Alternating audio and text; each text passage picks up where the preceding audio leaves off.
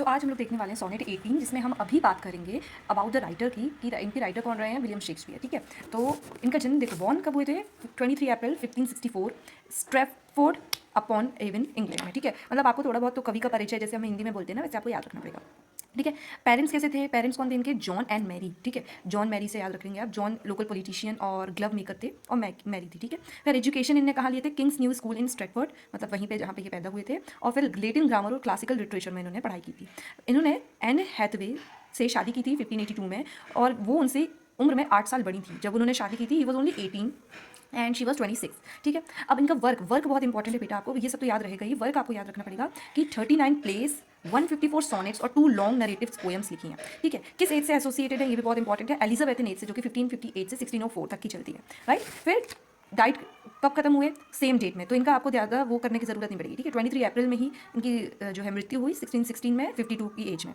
अच्छा, बरियल कहाँ है इनका, द होली ट्रिनिटी चर्च। अच्छा देखो, एजुकेशन में आपको थोड़ा सा ध्यान रखना पड़ेगा और चर्च का ध्यान रखना पड़ेगा। ठीक है, और वही सारी जगह वही है। ठीक है, एजुकेशन की, बरियल की और बर्थ की, सब वही। अच्छा, ऑल्सो नोन एज क्या कहे जाते हैं वो, द बार्ड या बार्ड ऑफ एविन। ठीक है, रिगार्डेड क्या रिगार्ड किए जाते हैं, as the greatest writer in English literature. आज भी हम इनकी बहुत सारी जो कविताएं हैं, जो नरेटिव्स हैं, इन सब पढ़ते हैं, है ना। और father of modern drama modern drama के फादर के रूप में इनको जाना जाता है। इसलिए मैं इनकी जो जीवनी पे है थोड़ा ज़्यादा पे आपको कह रही हूँ कि आपको फोकस करना चाहिए। राइट, बात करी कि हमने देखा कि उन्होंने 154 सोनेट्स लिखी थी। ठीक है, तो अब सोनेट होती क्या है, इस पर ध्यान देते हैं। ठीक है, it is a special type of poem. तो सोनेट क्या है, एक टाइप ऑफ पोएम है जिसमें एक फिक्स स्ट्रक्चर रहता है। ठीक है, फिक्स स्ट्रक्चर रहता है, और ये क्या एक्सप्रेस करने के लिए यूज़ की जाती है, डीप इमोशंस, है ना। कैसे इमोशंस, जैसे लव, ब्यूटी, टाइम और नेचर को। ठीक है, ज़्यादातर क्लासिकल लिटरेचर की बात करें हम, या लिटरेचर में ही जो डीप इमोशंस हैं वो यही रहते हैं। राइट, टाइम, और अगर हम शेक्सपियर की बात करें तो इनका तो यही रहता है, टाइम, लव, ब्यूटी, नेचर, ये वो। ठीक है, अच्छा, फिक्स स्ट्रक्चर की बात करी थी हमने फीचर्स में, तो देखो आप इसमें फीचर्स में भी लिख सकते हो कि इसका फिक्स स्ट्रक्चर रहेगा, कितने रहेंगी इनमें लाइन, 14 लाइन्स रहेंगी, जो कि डिवाइडेड रहेगी 3 क्वांट्रेंस में। क्वांट्रेंस मतलब कि 4 लाइन के, चार लाइन के 3 आपको कहना चाहिए ग्रुप। ठीक है, 4 लाइन के 3 ग्रुप, और लास्ट में ये हो गई 4 इंटू 3 12, और लास्ट में कपलेट।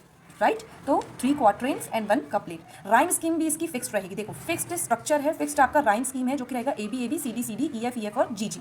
ठीक है, फिर इसको राइट किया जाता है आयम्बिक पेंटामीटर में। अब ये आयम्बिक पेंटामीटर मतलब 10 सिलेबल्स पर लाइन, एक लाइन में 10 सिलेबल्स रहेंगी। तो आपकी कैसे थीम बनेगी, डा डम डा डम डा डम। राइट, और ये डा डम, अब देखो आयम्बिक पेंटामीटर को देखो, आयम्बिक मतलब होता है एक मेट्रिकल फुट। ठीक है, जो कि 2 सिलेबल से बन करता है ना। अब हमने 10 सिलेबल्स की बात की थी, तो 2 सिलेबल्स कैसे, एक अनस्ट्रेस्ड रहेगा आपका, एक स्ट्रेस्ड रहेगा। ठीक है, जैसे बी लॉन्ग, तो ये जो बी है वो अनस्ट्रेस्ड है, फिर लॉन्ग स्ट्रेस्ड है। रीमार्क। राइट, अभी जब पोएम देखेंगे ना तो आपको और समझ में आ जाएगा। ठीक है, तो ये डा डम कैसे बनाएगा।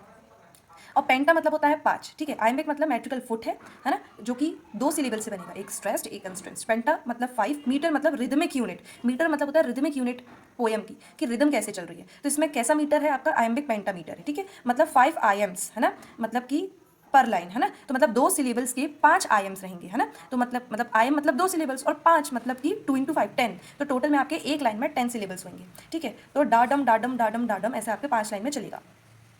नहीं, आयम्बिक पेंटामीटर क्या है, आप पहले इसकी एनाटॉमी करेंगे। आयम को क्या बोलेंगे आप, मेट्रिकल फुट है, जिसमें 2 सिलेबल्स रहते हैं, एक स्ट्रेस्ड और एक अनस्ट्रेस्ड। ठीक है, या फिर एक अनस्ट्रेस्ड और एक स्ट्रेस्ड। तो ये क्या बनाएगा साउंड, अनस्ट्रेस्ड पहले आएगा डा, और फिर स्ट्रेस्ड डम, डा डम, जो कि रिप्रेजेंट करेगा आपकी हार्ट बीट को, डा डम ऐसे। ठीक है, फिर आपका पेंटा मतलब 5, और मीटर मतलब होता है कि कोई भी पोएम का रिदमिक स्ट्रक्चर, या फिर आपको कहना चाहिए रिदमिक यूनिट, रिदमिक स्ट्रक्चर और रिदमिक यूनिट। एक करके सॉनेट्स की बात करेंगे, टोटल 154 सॉनेट्स हैं, तो हम इनको कुछ डिवाइड करते हैं ना। तो देखो 1 से 126 तक की जो है सॉनेट्स उन्होंने लिखी है, एक डेडिकेट की है एक यंग ब्यूटीफुल मैन को, है ना, जो कि मिस्टीरियस मैन है, इनकी आइडेंटिटी हमें आज भी नहीं पता।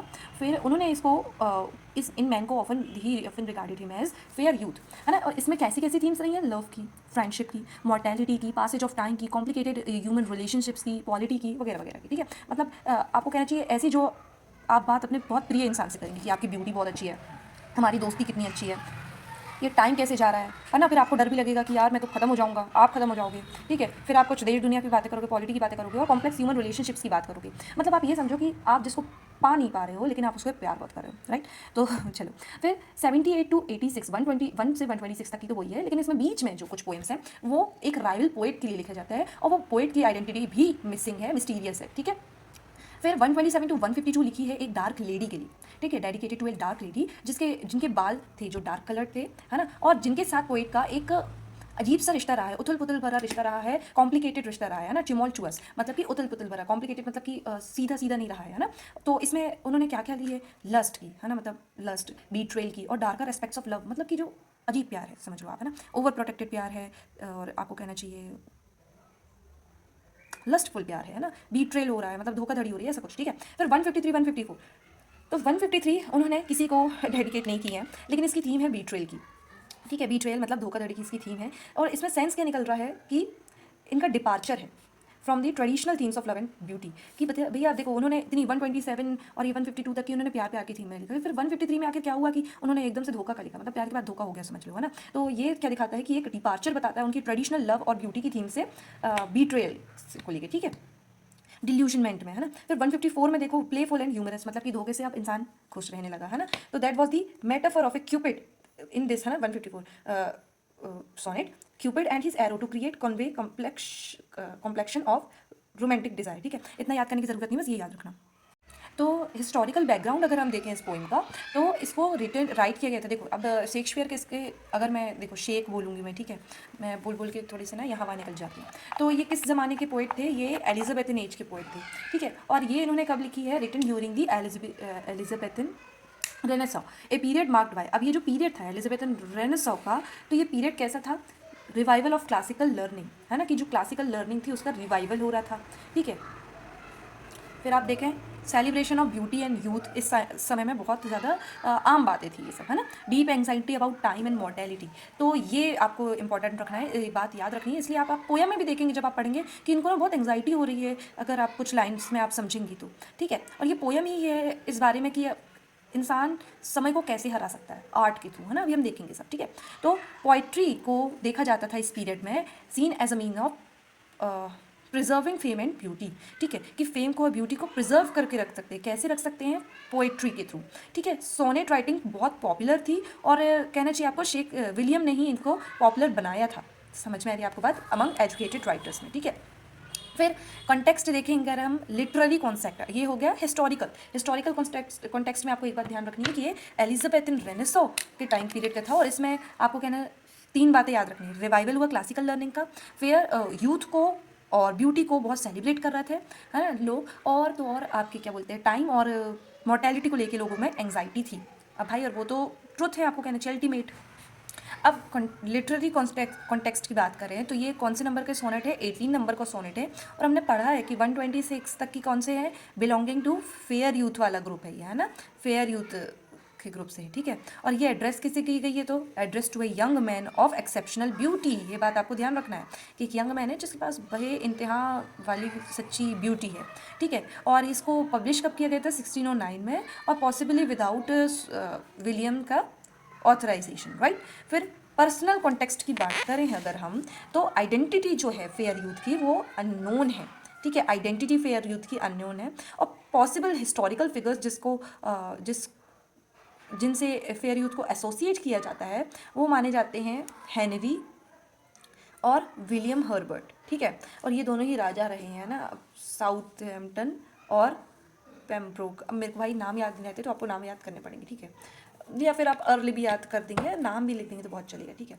और अच्छा, तो क्योंकि अब देखो बहुत ज़्यादा ये श्योर नहीं है, तो आइडेंटिटी जो है फेयर यूथ की वो अभी भी डिबेटेड है ना, मतलब अभी तक इसका खुलासा नहीं हुआ है कि भाई किसके लिए लिखी गई थी ये पोएम।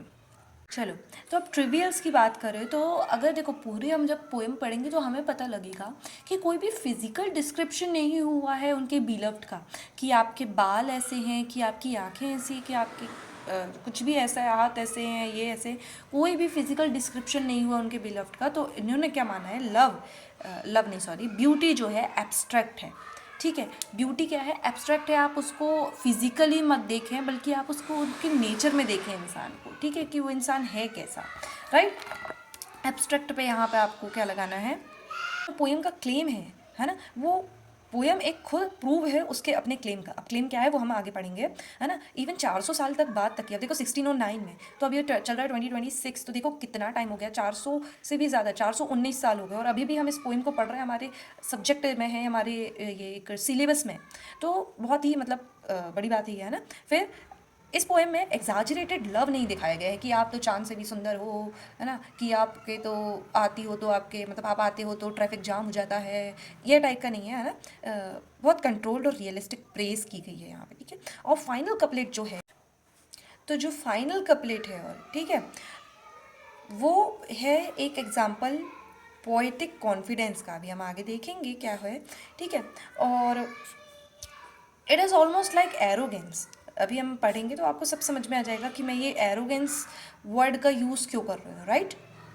तो अब हम सेटिंग ऑफ द पोएम अगर हम देखें तो यहाँ कोई ट्रेडिशनल सेटिंग नहीं है ना। ट्रेडिशनल सेटिंग मतलब यहाँ कोई एक स्पेसिफिक प्लेस नहीं है, कोई specific time of the day नहीं है, कोई कैरेक्टर एक्टिंग नहीं कर रहा है किसी सीन में, राइट।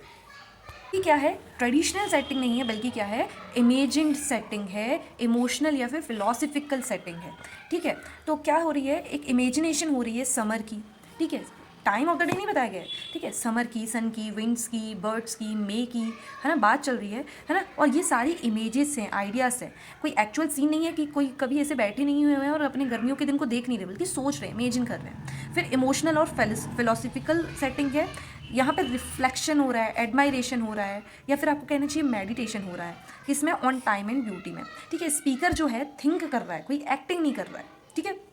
तो आपको कहना है सोनेट 18 जो है उसकी कोई एक डेफिनाइट फिजिकल या फिर जियोग्राफिकल सेटिंग नहीं है, टेम्पोरल सेटिंग नहीं है ना, बल्कि क्या है, instead it is an abstract, मतलब कि ये थिंकिंग में हो रहा है सब, और इमेजिनेटिव इमोशनल सेटिंग है, ठीक है। लैंडस्केप है वेयर इमेजेस, अब किस किस की images, where images of summer and nature are use symbolically, ठीक है। ट्रू सेटिंग जो है फिलोसफिकल है और रिफ्लेक्टिव है, ठीक है। रिफ्लेक्शन किस में हो रहा है, ब्यूटी और टाइम में, ठीक है।